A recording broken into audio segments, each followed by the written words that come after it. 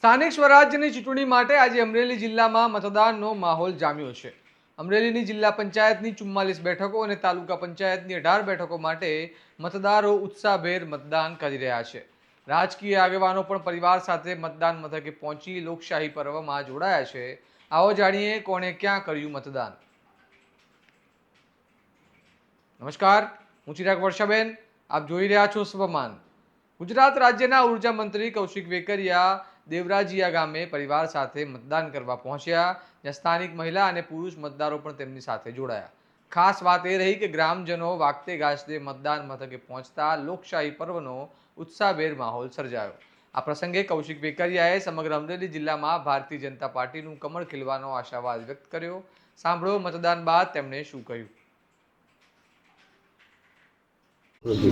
જે રીતે અમરેલી જિલ્લા માટે લોકો સ્વયંભૂ રીતે બહાર આવી અને મતદાન પણ કરી રહ્યા છે. સ્થાનિક સ્વરાજ્યના જ્યારે ઇલેક્શન હોય ત્યારે સૌ લોકોને હું નમ્ર અપીલ પણ કરું છું કે આપણે આપણો મતદાનનો અધિકાર છે એ પ્રકારે આપણે મતદાન 100% કરવું પણ જોઈએ. કોઈ પણ વ્યક્તિએ મતદાન કર્યા વગર ના પણ રહેવું જોઈએ.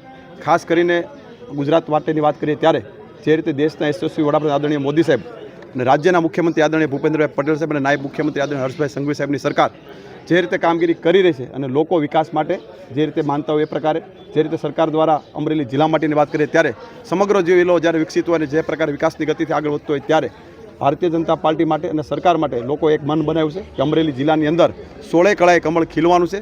અન્ય પાર્ટીના ઉમેદવારોને અન્ય પાર્ટીના લોકોને ઉમેદવારો પણ મળ્યા નથી. એ પ્રકારની પરિસ્થિતિનું વાતાવરણ અમરેલી જિલ્લા અને ગુજરાતમાં આપણે સૌએ જોયું છે. કારણ કે એક ઉમેદવાર 4 જગ્યાએ ઉમેદવારી કરે એ પ્રકારની પરિસ્થિતિનું નિર્માણ થયું છે. તાલુકાને કંઈક ઉમેદવારો મળ્યા નથી, અમુક જગ્યાએ અન્ય જગ્યાએ લડવા ગયા એ પ્રકારની પરિસ્થિતિ જ્યારે થતી હોય ત્યારે લોકોએ 100% મન બનાવ્યું છે કે અમરેલી જિલ્લાની અંદર ભારતીય જનતા પાર્ટીનું કમળ એ 16 કળાએ ખીલવાનું છે. એમાં કોઈ શંકાને સ્થાન નથી. તમે જોઈ રહ્યા છો કે તડકા એટલા હોવા છતાં પણ લોકો સ્વયંભૂ પરિવાર સાથે મતદાન કરવા માટે આગળ વધી રહ્યા છે.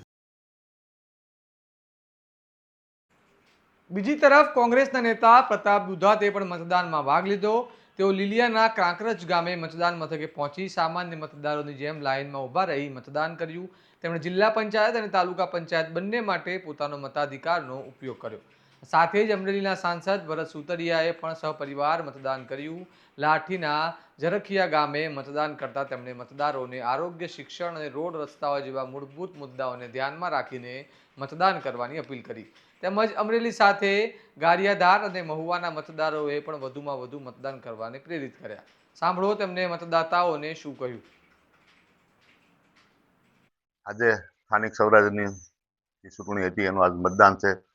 આજે સવારથી લોકો મતદાન કરવા માટે આવ્યા છે.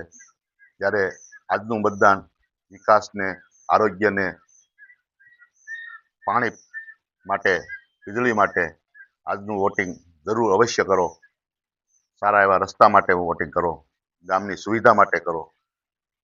તમામ લોકો અમરેલી વિધાનસભા, અમરેલી લાઠી વિધાનસભા, અમરેલી વિધાનસભા, ધારી વિધાનસભા, કુંડલા, રાજુલા, મવા, ગારિયાધાર, મારી લોકસભાના તમામ વિધાનસભાના નાગરિકોને હું કહેવા માગું છું આપના માધ્યમથી કે સવારમાં વોટિંગ કરવા સૌ નીકળો સાથે અને પૂરામાં પૂરું વોટિંગ થાય, ટકાવારી વધે અને આજે વોટિંગ કરી અને આપણે એક સારું એવું શાસન આપણે સ્થાપિત કરવી એવી આપ સૌ પાસે અપીલ કરું છું. આ ઉપરાંત સાંસદ પુરુષોત્તમ રૂપાલા અને સહકારી ક્ષેત્રના આગેવાન દિલીપ સંઘાણી પર અમરેલીમાં મતદાન કરવા પહોંચ્યા હતા. એકંદરે જોવામાં આવે તો અમરેલી જિલ્લામાં મતદાન માટે સારો પ્રતિસાદ જોવા મળી રહ્યો છે અને મતદારોમાં લોકશાહી પર્વ પ્રત્યે ઉત્સાહ પણ સ્પષ્ટ દેખાઈ રહ્યો છે. હવે નજર રહેશે મતદાનના અંતિમ આંકડા અને પરિણામો પર કે આખરે અમરેલીમાં કયા પક્ષને જનતા આશીર્વાદ આપે છે. આ મામલે તમારું માનવું શું છે અમને કમેન્ટમાં જણાવો અને આવા જ અહેવાલો માટે સ્વમાનને લાઇક, શેર અને સબસ્ક્રાઇબ કરવાનું ભૂલતા નહીં. નમસ્કાર.